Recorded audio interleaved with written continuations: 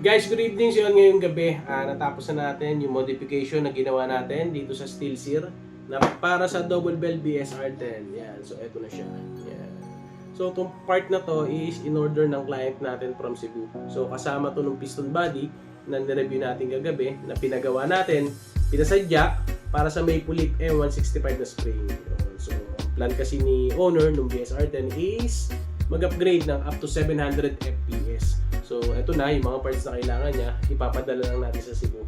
So, ngayon, bago natin ipadala, papakita muna natin kung gumagana ba talaga siya sa BSR10. Kasi, yun na nga, medyo malayo si client natin, kaya kailangan natin masigurado na pagdating ng Cebu is walang magiging problema.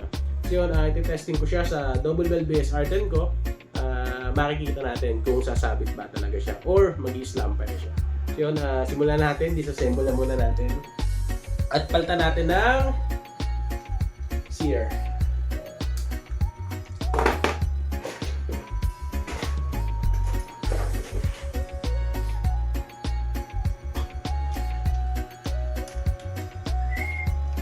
Lagi na lang ito nagiging testingan ko.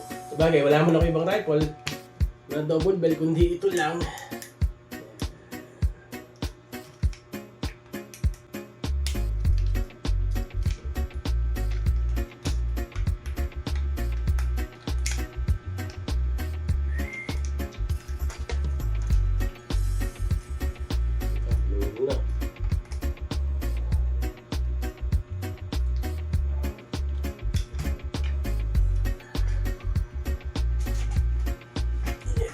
Testing muna natin.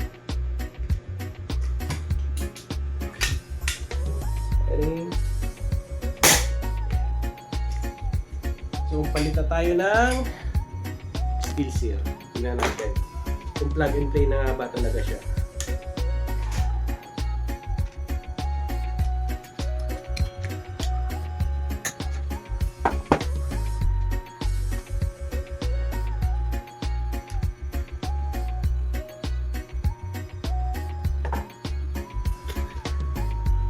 So ito yung trigger box ng double bell. Disassemble na muna natin.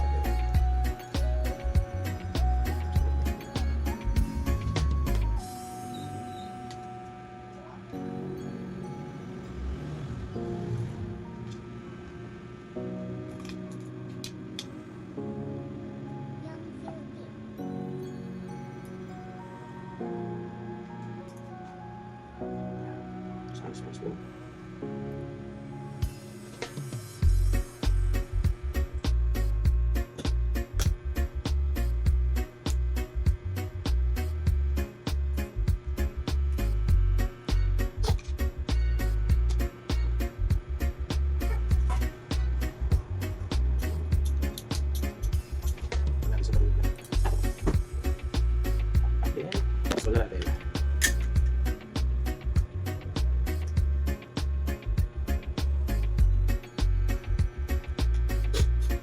Sipon. So yan guys, pakita ko na sa inyo. Ito yung sear na gamit ko. May kita nyo, stock pa yung pinaka base niya. Pero steel sear na yung gamit natin dito. Then install naman natin yung sear na ipapadala natin ng Cebu City kay Sir Winston. So ito na siya.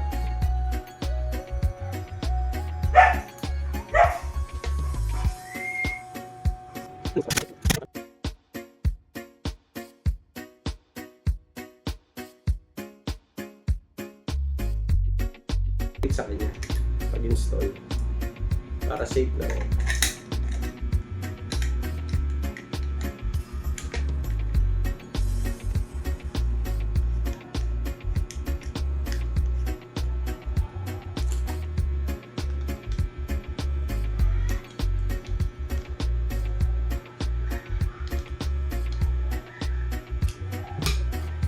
So yan guys, test na natin kung sasabit nga ba yung sear na ginawa natin para kay Sir Winston ng Cebu.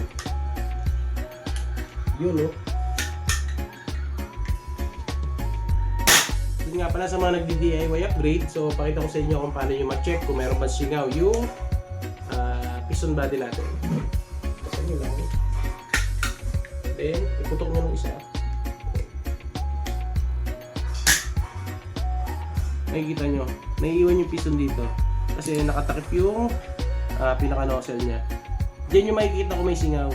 So, pag ito nirelease nyo, doon pala siya pupunta. Yun ang palatandaan ng isang cylinder na walang singaw.